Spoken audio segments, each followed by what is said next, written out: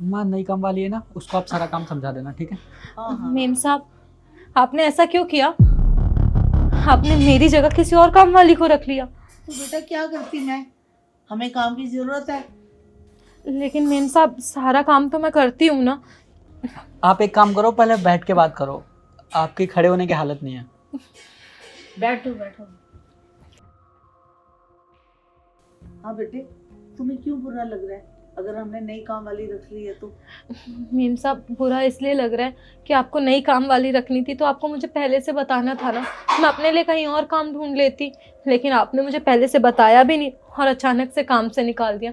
अब आप खुद सोचिए ना, मैं काम करती, मेरे पति काम करते हैं, तब जाके तो हमारे घर का गुजारा होता है।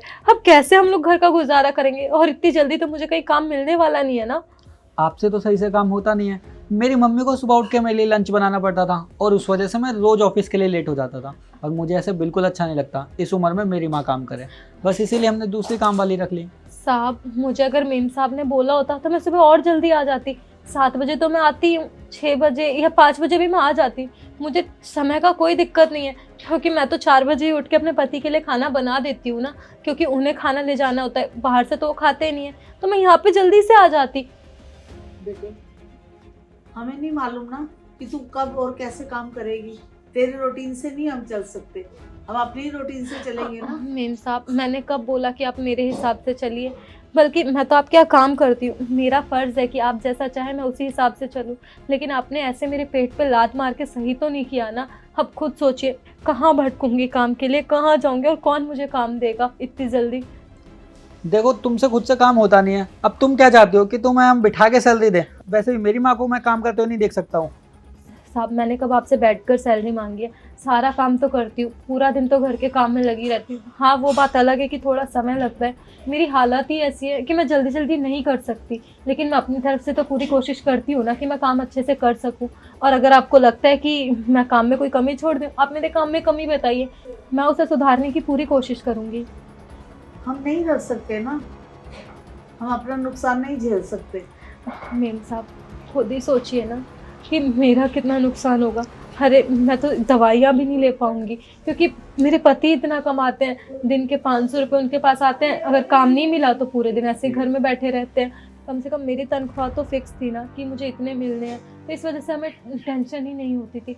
लेकिन अब तुम्हें टेंशन नहीं होती थी फिर, लेकिन हमें तो होती थी ना बेटे। 4 गेस्ट आ जाएं घर में तो घर में काम कौन संभालेगा? मेम साहब, और अब क्या? तेरे को कहते फिरेंगे तेरे से हो नहीं रहा, या तू लटकती हुई इधर उधर हाथ पैर चलाती हुई काम करेगी। नहीं। हमारे गेस्ट वेट करेंगे क्या तुम्हारा? नहीं नहीं साहब, और नहीं नहीं मेम साहब, आप मुझे बस मेहमान के आने से पहले बता देना। ओ हेलो, अतिथि का मतलब ही होता है कि बिना तिथि के आना। अब हमें पहले से मालूम होगा कि हमारे मेहमान आने वाले हैं, तो हम घर पे खाना क्यों बनवाएंगे? सीधा होटल से ऑर्डर पहले नहीं कर देंगे? साहब, देख लीजिए ना, मैं आपके आगे हाथ जोड़ती हूँ, मुझे काम- हमारे आगे ये रोना धोना करने की कोई ज़रूरत नहीं है, क्योंकि हमारे घर में तुम्हारी कोई जगह नहीं है। तुम अब हमारे काम के लायक नहीं हो, बिल्कुल बेकार हो। और बेकार चीज़ों को टाइम पे निकाल देना ही बिल्कुल परफेक्शन का काम होता है। और वो तो मेरी माँ है जो हमेशा दिल से काम लेती थी, और तुम्हें इतने दिन काम पे रख लिया। मैंने मेरी माँ को समझाया कि माँ, कभी कभी दिमाग से भी काम लेना चाहिए, और जो हमारे काम का ना हो उसे निकाल देना चाहिए। आखिर कब तक हम तुम्हें फ्री की सैलरी देंगे भाई? मेम साहब, मैं तो 2 महीने पहले ही निकालने वाली थी, फिर भी मैंने निकाला नहीं। मैं कहा कोई बात नहीं, हाँ, मुझे चलो पता है जैसे थोड़ा बहुत कर रही है करने दो। आप आ जाते हो इनकी चिकनी चुपड़ी बातों में, इसीलिए मैं, आप क्या बोलते हैं, ऐसे लोगों को काम पे रखते रहते हो और इनको फ्री की सैलरी देते रहते हो। मेम साहब, आप तो एक औरत है ना, मेरी हालत समझने की कोशिश कीजिए। जब मैं कमाऊंगी तो मैं अपनी दवाइयों का खर्चा कैसे उठाऊंगी? अब इस हालत में दवाइयों की तो ज़रूरत होगी ना मुझे। बात सुन, ये कह रही है मेरी हालत को तो देखो। कल को तेरे को कुछ हो गया काम करते कहीं गिर गई, कुछ हो गया, कुछ लग गई, तो वो भी हमारे सिर पड़ेगा। उल्टा देखो, हमें गिल्ट में डाल रही है माँ कि मेरी हालत तो देखो। अरे, तुम्हारी हालत देख के तो हम तुमसे यहाँ पे काम नहीं करवाना चाहते हैं, हमें उल्टा बुरा लगता रहेगा। हम जब तुम्हारे हाथ से पानी लेंगे तब हमें लगेगा बेचारी पेट से औरत है और हम उससे पानी पी रहे हैं। तुम जब हमें खाना दोगी तब हमें तुम पे तरस आएगा। देखो, इतनी परेशानी में औरत, हम इससे खाना खा रहे हैं। नहीं नहीं साहब, अगर आप मुझे पैसे दे रहे हो तो आपका तो हक है ना मुझसे काम करवाने का।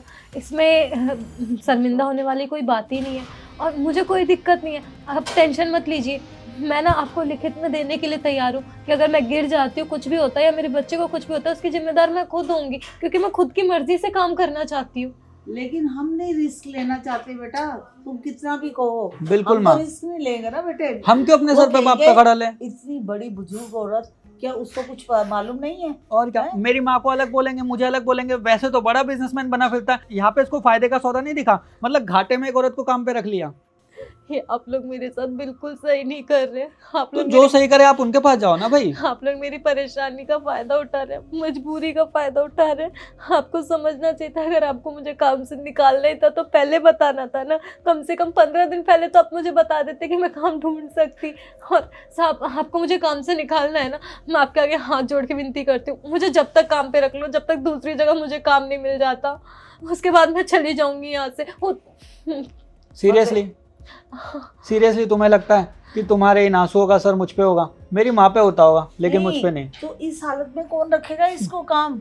कोई रखेगा नहीं, कोई और ये नहीं हमारे रखेगा पास से बेटे, जाएगी नहीं। कोई नहीं रखेगा, सबको काम चाहिए।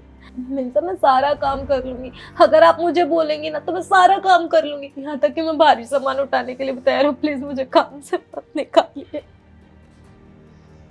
अरे बताओ क्या करें, हम इसका भला चाहते हैं लेकिन खुद ये हमें ब्लेम कर रही है। मेम साहब, मैं आप पे कोई इल्ज़ाम नहीं लगा रही हूँ, मैं बस अपनी मजबूरी बता रही हूँ कि मैं कितनी मजबूर हूँ।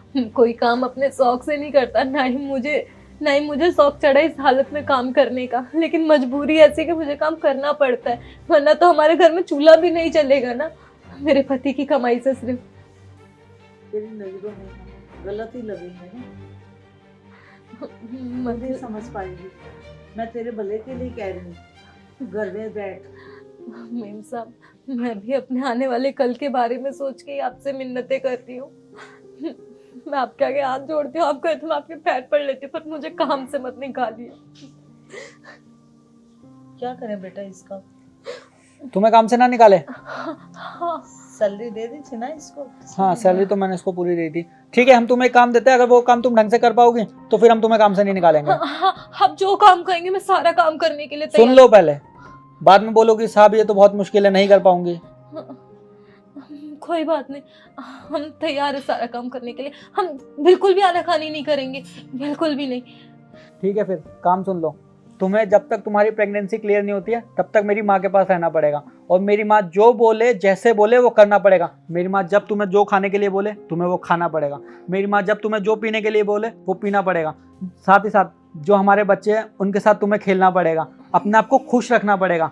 और अगर तुमने एक भी काम के लिए मना किया तो हम तुम्हें काम पे नहीं रखेंगे। ठीक है, पर आंटी जी मुझे जो चुकंदर का जूस पिलाते वो पसंद नहीं आता, वो नहीं पीऊंगी। काम पे से निकाले? नहीं, पी लूंगी। मैं जो दूंगी वही तेरे को खाना पड़ेगा। तू ठीक मेरी है। दादी माँ नहीं है जो मैं तेरे से पूछ के तेरे को दूंगी। तेरे को मालूम है तेरे को क्या जरूरत है क्या नहीं है। ठीक और है। अपने पति को कह देना जब तक तुम्हारी डिलीवरी नहीं होती तब तक तुम हमारे ही घर में रहोगी, क्योंकि वहाँ पे रहना तुम्हारे लिए सेफ नहीं है, और तुम्हारा छोड़ो तुम्हारे बच्चे के लिए तो बिल्कुल भी सेफ नहीं है। जी, आपका बहुत बहुत धन्यवाद। मुझे तो लगा कि आप लोग मुझे काम से निकाल रहे हो, और मैं कहाँ काम ढूंढूंगी, इतनी जल्दी तो किसी को भी काम नहीं मिलता ना। जो 2 नई काम वाली रखी है ना, एक घर के काम के लिए और दूसरी तुम्हारी देखभाल के लिए रखी है हमने। मेरी देखभाल के लिए? हाँ, तो तुम क्या चाहती हो, मेरी माँ तुम्हारी देखभाल करेगी? नहीं, उल्टा तुम मेरी माँ का ख्याल रखोगी। मेरी माँ अकेली बैठे बैठे थोड़ी सी बोर हो जाती है, तो उनका मनोरंजन का जिम्मा आज से तुम्हारा। ठीक है। देख लेना, शाम को ऑफिस से आऊंगा, मेरी माँ से पूछ, अगर उनका मनोरंजन सही से नहीं हुआ तो फिर तुम्हारी क्लास लगेगी। ठीक है। और तूने मेरा कहना नहीं माना ना, किसी चीज के लिए इनकार किया तो देख ले फिर। नहीं, कोई शिकायत का मौका नहीं दूंगी। आप जितना बोलोगे मैं उतना ही करूंगी, जो बोलोगे खाने को वही खाऊंगी। लेकिन मैं अगर आप लोगों के साथ रहूंगी तो मेरे पति के लिए खाना कौन बनाएगा, कैसे उनका वो गुजारा होगा? जब तेरे को हम यहाँ रख रहे हैं तो उसकी भी जिम्मेवारी हमारी है। बच्चों का, तेरे हस्बैंड का खाना टिफिन बन के जाएगा यहाँ से, वो मैंने समझा दिया उसको पहले से ही। मेरी माँ को बेवकूफ़ समझती हो क्या तुम? वो सब कुछ हमने पहले से प्लान करके रखा हुआ है। लेकिन आपने मुझे डरा दिया था, ये सही नहीं किया था। क्या करें, तुम जैसे लोग ऐसे सीधी तरीके से मानते नहीं हो, इसलिए तुम्हारे साथ ये सब करना पड़ता है हमें। अरे तूने क्या सोचा कि तू हमारे लिए गैर है? तू भी हमारी बेटी जैसी है। बहुत बहुत धन्यवाद मेम साहब, आपका बहुत बहुत धन्यवाद साहब। जाओ अब आराम करो। जी। ठीक है माँ। तुम्हें डरा दिया बेचारी। हाँ तो ठीक है ना।